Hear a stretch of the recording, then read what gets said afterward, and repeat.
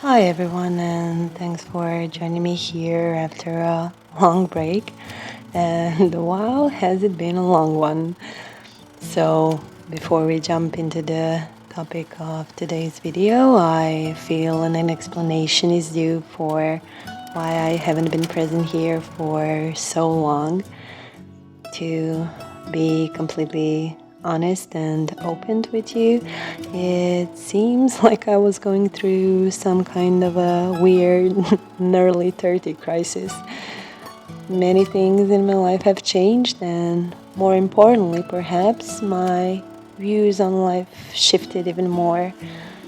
I decided to focus on appreciating the good in life, as cliches may sound. It felt like I needed to contemplate on the very notion of happiness without really striving to fulfill or find it in my external environment. So I started reading more books than I used to, doing daily exercises, and started doing yoga. I've also spent more time in nature, either walking, hiking, or just going around and exploring the beautiful surroundings. I started practicing meditation, and it's another thing that I've been doing for the past couple of months on a daily basis.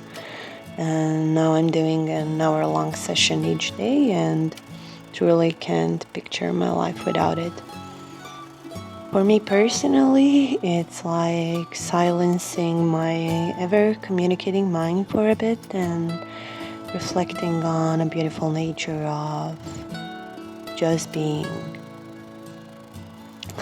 Anyways, not to bother you for too long with my personal views on life, I just wanted to say that I so much needed a time for myself to spend in quiet without that much input that we're so used to.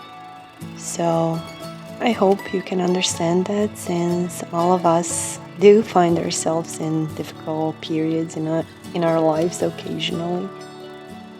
But yeah, I believe I'm slowly coming out of this hermit period of mine, and sincerely, I feel more centered and focused and calm, accepting that I've probably ever been. So thank you so much for being patient with me, and let's jump to the topic of today's video.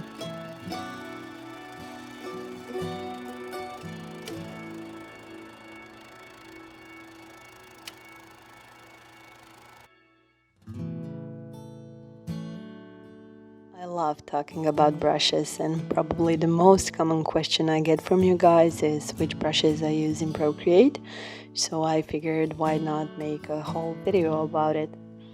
Please enjoy a time-lapse of a recent piece of mine I call Dear Dear as I talk a little bit more about it. I primarily use three brushes that are already built in Procreate, that are Mercury, 6B pencil, and Tyrella.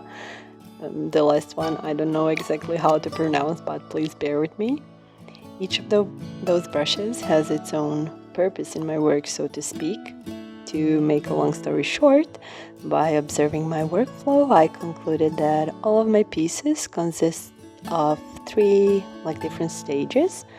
First one is outlining, then the coloring, and the third one is texturing. But don't get me wrong, they don't always happen in that particular order. Sometimes they are a bit mixed up depending on the piece I'm working on. With that said, I use Mercury brush for outlining mostly. I love how pressure sensitive it is and how ink-like it feels when drawing. I also use this brush for all the sketching I do. For coloring, I use 6B pencil. I love this pencil for its natural pencil-like texture and how the stroke depends on how you tilt your pencil. I think it's just gorgeous, and it's probably my favorite brush within the Procreate app. For texturing, I usually combine 6B pencil and Tyrella, depending on texture size I'd like to produce on the particular piece, so to say.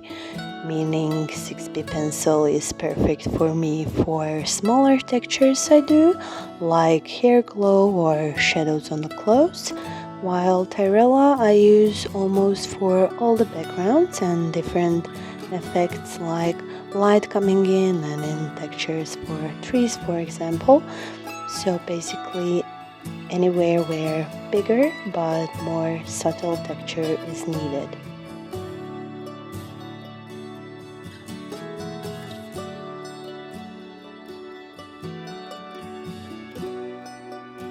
Next thing I'd like to talk about is how to find brushes you like and then incorporate them to your work.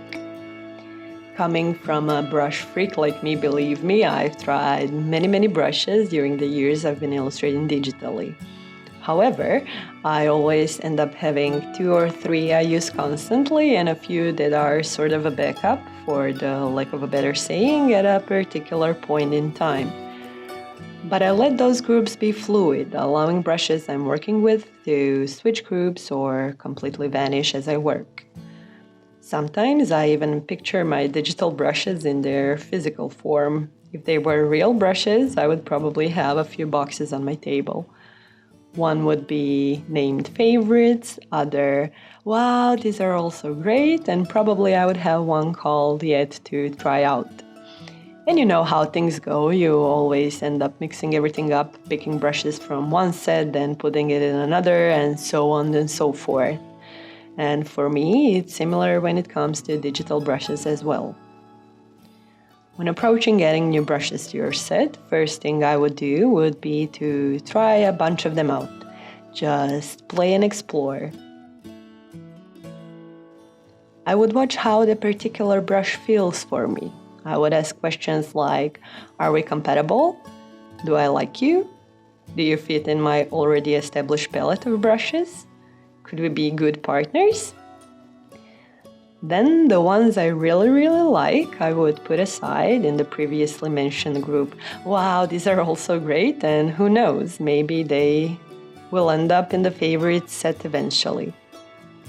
With that said, I never put pressure on myself to completely switch to a whole another group of brushes, just so I don't get overwhelmed and overly focused on the brushes instead of the piece itself. I slowly add them one by one to my workflow and feel open to experiment and get a feel for it. To conclude, be open to expanding your brush set always and let yourself play and experiment. But as with everything, and as they say, it's not about the tool you have, but about what you do with it. Thanks for listening and hope you found some value in this rambling video of mine. Let me know if you have any questions or feel free to suggest a topic you'd like me to cover in my next video, which will hopefully be in weeks to come, not months, as was the case with this one. Anyways, keep a positive mindset, guys, and stay creative.